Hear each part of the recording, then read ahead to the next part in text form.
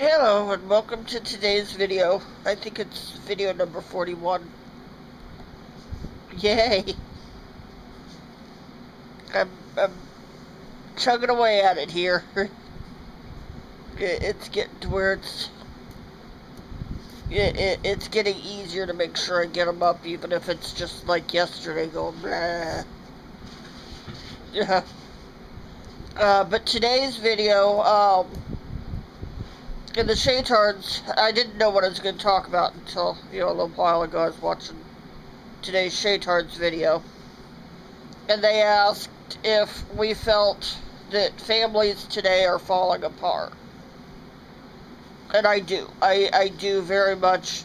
It's like people aren't putting effort into families anymore. I mean, you see so many people just getting married on a whim, and then don't understand why they drive each other crazy in less than a year. Um, the way I was raised, the way my mama told me, and it may be very controversial, but I don't care. I think it's a great idea. If you want to marry a person, live with them for a year. Then you'll know if you'll make it. Because if you say, oh, I want to marry this person, he's so romantic, he's so kind and gentle, and oops.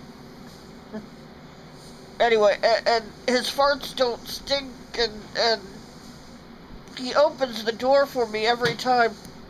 That's because you're seeing the date version of him.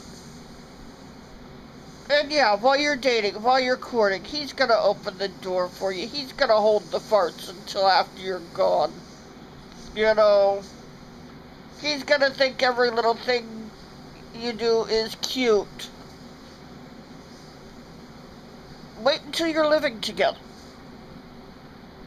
Wait until you gotta go into the home bathroom after him. Wait until you're waking up every morning next to that other person. The shine really falls off fast. And that's when you'll know. If after a year you can still wake up next to this person and say, yes, I want to wake up next to this person every day for the rest of my life, then you know it's going to be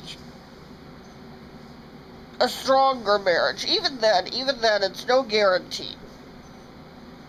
10, 20 years later, things might change. But at least then you got a little bit better of an idea. It seems like so many people, and pop culture, I think, does play a little bit into this. You have these people that run off to Vegas and then get divorced like less than a day later. It's like, it was all just a weekend, whatever.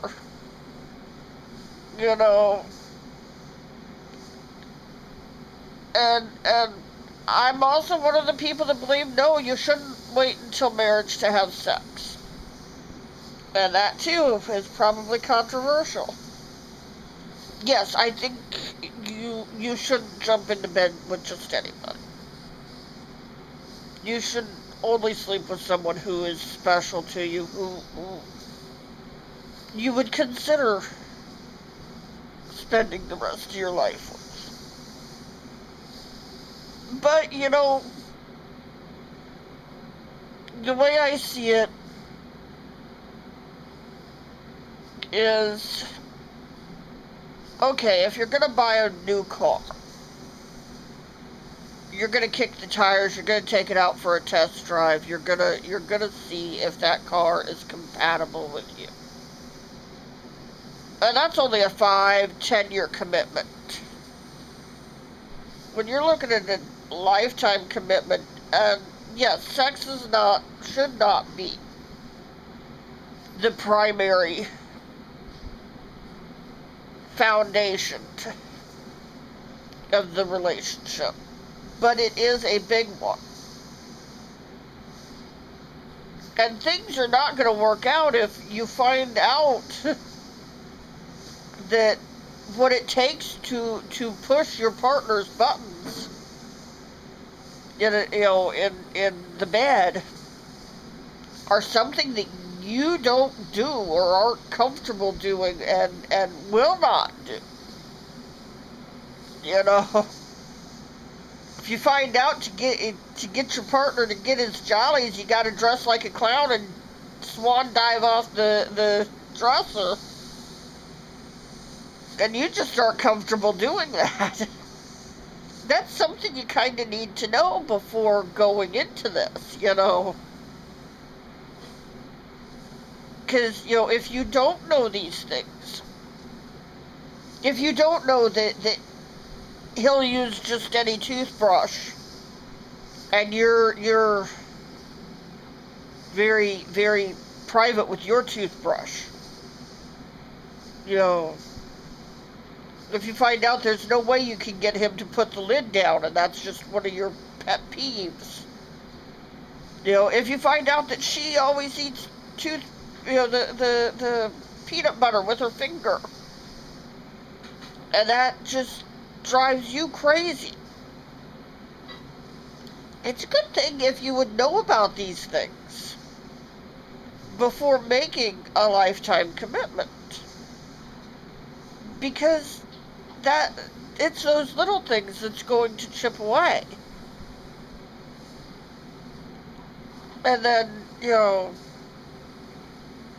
you end up being mad and bitter and just lashing out at everything.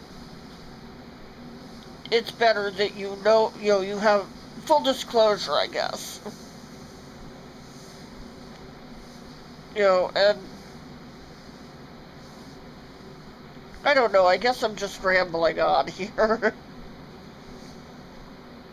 But I mean, and also, Farshot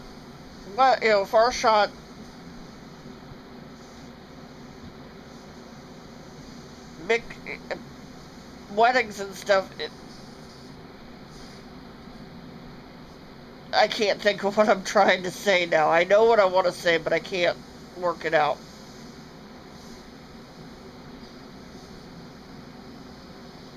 Okay, like my parents.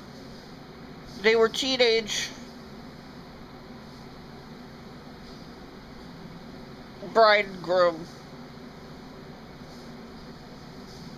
My mom was pregnant when they got married. My parents got married in July, and I was born in November. And I am not a preemie. My parents have no problems letting people know that.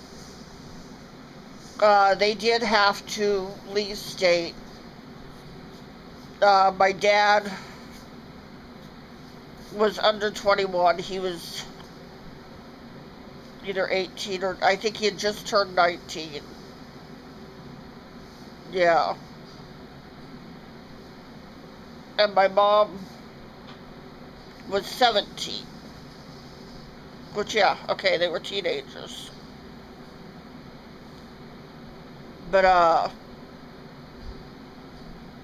so they had to leave state because they were in a state where if you were under the age of 21, you had to have your parents' signature to get married.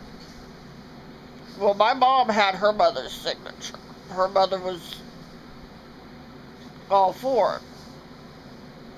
But my dad's mom was not. They were living in Missouri at the time, so they had to go up to Iowa, where the age was 18. So my dad didn't need a signature, only my mom did. My mom got the signature.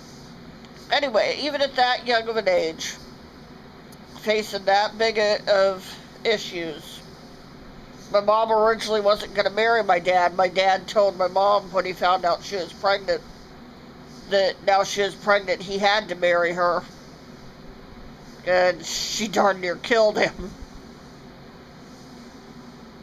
But even at those odds, pregnant teenagers, not full family support, but they have been married now 40 years. They are still married, and they will remain married until the end,